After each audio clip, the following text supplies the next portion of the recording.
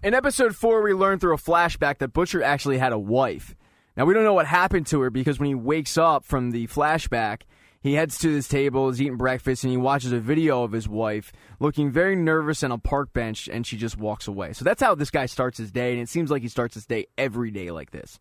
Afterwards, he heads to the CIA office of the woman whose house he broke into, the deputy director, and he tells her about Compound V, but unfortunately for him, he doesn't have proof of it. And until he has actual hard evidence of the Compound V, there's nothing she can really do. And Butcher and the team have been trying to get proof, but they've kind of struck out.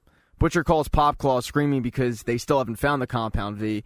The group is staked out in Chinatown. And I only haven't seen Compound V, but haven't seen the A-Train either. And she says, look, all I know is when he shows up at my apartment, he's got the sesame noodles from this one restaurant. But Butcher's getting impatient. He says, look, if we don't find Compound V soon, that video of you and your landlord, it's going to end up on Pornhub.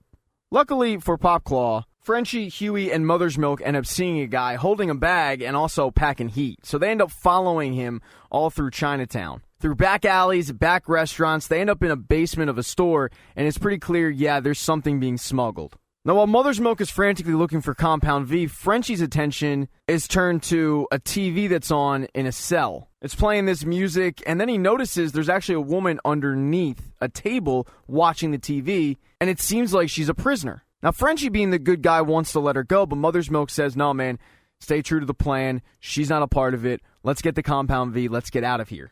But Frenchie doesn't listen, and he ends up letting her out. Now, as soon as he lets her out, these soldiers come screaming in their native tongue, don't let her out, and there's a reason for that, because this girl is an absolute killing machine. She slaughters pretty much everybody there, and right before she's going to go after Huey, Mother's Milk, and Frenchie, they decide, it's probably best if we hop in this cell and close the door behind us. The group ends up having to call Billy to get them out of that cell, and now they're questioning who exactly this girl is. But Frenchie found a clue. It's a little bit of a burnt train ticket that they could possibly use. They've also located Compound V. In episode 4, I also learned that I've been saying Starlighter and not Starlight, which is her name. My bad. We all make mistakes. I might make it again. Who knows? But Huey gets a text from Starlight. The two were supposed to have a date, but Huey doesn't think it's a really good idea right now because he just watched a bunch of people get slaughtered and almost lost his life himself. But when Billy sees Huey's face react to the text message, he wants to know what it's about. And when he finds out it's a date with Starlight, he says, you're going, because we need you to bug her phone. Now, Huey insists that she's not like the others, but Billy doesn't want to hear it and says she's a soup. They're all the same. So Huey doesn't want to, but he's going to go on a date with a ridiculously hot girl. You really feel for the guy. So Huey's going to go on the date, Frenchie is going to try to find the girl that escaped, and Mother's Milk is going to try to find out exactly where Compound V came from. So while they try to figure out where Compound V is coming from, Madeline Stillwell is trying to figure out how to convince the world that America needs superheroes in the military. And she has a prime opportunity, because a plane has just been hijacked heading to Paris. And while they're not allowed to do anything in Paris, because the plane is over the Atlantic Ocean, it's anybody's game. So Homelander and Queen Maeve end up heading to the plane and forcing their way in and taking out all the hijackers, and everyone's clapping and happy because they think they've been saved. The problem is there's one hijacker left, and he's in the cockpit. And when Queen Maeve and Homelander force their way in, he ends up shooting the pilot. And just as a reaction, Homelander ends up taking him out with laser beams. But when he takes him out, he also damages the plane. And this thing is going down fast. Homelander and Queen Maeve quickly realize there's no way they can really save this plane. So Homelander is telling everybody, it's fine, don't worry, but he's heading out. Now, a few people are getting suspicious about this and saying he's leaving, no. And even Queen Maeve says, we don't need to let everybody die. Why don't we just fly them down? But Homelander doesn't like that idea at all and says that would take too long. Queen Maeve grabs a mother and her child and says, here, just take them.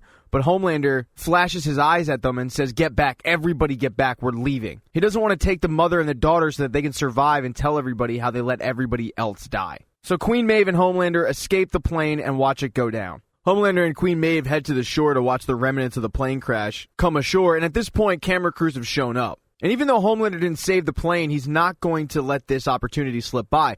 So he grabs one of the camera crews and says, this all could have been saved if they just would have let us know what's going on. The military won't alert us to these situations, and if we had been alerted, we could have saved this plane. And if they would let us in the military, this never would happen again. Now, Queen Maeve is furious because she could have saved people and she didn't. But Homelander is using this opportunity as a PR stunt. And it's genius because nobody actually knows that Homelander and Queen Maeve were ever in the plane in the first place. Now, speaking of the ocean, since that's where the plane crashed, I guess I'll give you the update on the deep. He's talking to a therapist and he's complaining that nobody takes him seriously and everybody just thinks he's a fish boy. He wants to take matters into his own hands and he goes to Madeline Stillwell about one of his sponsors abusing animals. But she has no interest in going after sponsors, so the Deep takes it into his own hands. He breaks a dolphin out of the place and is fleeing the cops. But eventually they catch up to him and he has to slam on the brakes, and when he does so, the dolphin flies out of the car, through the windshield onto the street where he's run over by a car. Not exactly a great sign for the Deep. Now we'll move on to the A-Train, who has stopped by the place in Chinatown and seen that it is swarming with cops. Now he needs to find the girl that was trapped in there, but he also needs to find out exactly how the cops found out about this location. So he heads to Popclaw's place. He's asking her, who did you tell? But she's staying true to her word that she didn't tell anybody. Obviously, we know this not to be true, but she's putting on a good poker face. Eventually, it seems like the A-Train just kind of gives up and says, look, pack your stuff. We need to get you out of here for the next couple of days because somebody knows about this place and somebody knows about Compound V, and it's not safe for you here. So while A-Train is tending to Popclaw, Billy, Huey, Mother's Milk, and Frenchie are looking for the girl. But the big question on everybody's mind is what happened to the girl? Well, her first stop on vengeance was to a nail salon where she goes to the back where the manager is and murders her in brutal fashion. You're led to believe that this is the person who smuggled her into the country. When Huey, Billy, Mother's Milk, and Frenchie go to the nail salon, they notice that the A-Train's there. And the A-Train's not just going to go there for a low-level murder. It gives credence to the fact that they're onto something. They also know, though, that the A-Train is extremely fast and probably will catch her before they do. But luckily for them, they have the clue of the train ticket, so they all head to the train station, and it's a great lead. The group splits up looking for him, and Frenchie is armed with this gas that's going to knock her out if she attacks him. But he doesn't want to use the gas. He just wants to try to talk her down. He ends up finding her in the back of an electronics store where she's watching one of those shows from her home country. So while Frenchie tries to talk her down, it seems to be working, but all of a sudden there's a noise and it spooks her, and she freaks out. So she runs out, and the group is back to square one, and this does not sit well with Mother's Milk, who ends up losing his shit on Frenchie. He says, nothing's changed with you, and when you don't follow orders, you literally cost people their lives. He says, the last time this happened, it cost our former boss and her grandchildren their lives when Lamplighter literally obliterated them. You were supposed to knock her out with the gas, but instead you tried to do things your way and talk her down. Apparently, Lamplighter was let go just like this girl, and when he was let go, he ended up torching their boss's grandkids. This tip does end up ending with an amazing analogy from Billy about the Spice Girls. Basically, when they're all one, they're incredible, but when they're split up, they're complete garbage, so we should stick together. And Frenchie adds on to it saying, well, maybe this girl is one of the Spice Girls. We gotta go find her. The group ends up finding her on a train platform, and when she spots them, she runs off, but the A-Train catches her, and he's so fast that nobody even notices. So he starts beating her up a little bit, and Frenchie's pretty quick-witted and yells, hey, everybody, look, it's the A-Train. Now, the A-Train doesn't want to get caught smashing her girl's head into the wall, so he ends up leaving her alone and takes selfies with his fans. This allows the girl to escape, and it also allows Frenchie to have a take two of talking her down. And it seems like it's going good until she attacks him, and that's when Billy chucks the gas and knocks her out. And then finally there's a date between Huey and Starlight. They end up going bowling, and Starlight tells him that she's a pretty good bowler, but she sucks. Huey calls her on this and says, look, you're holding back, show me what you got.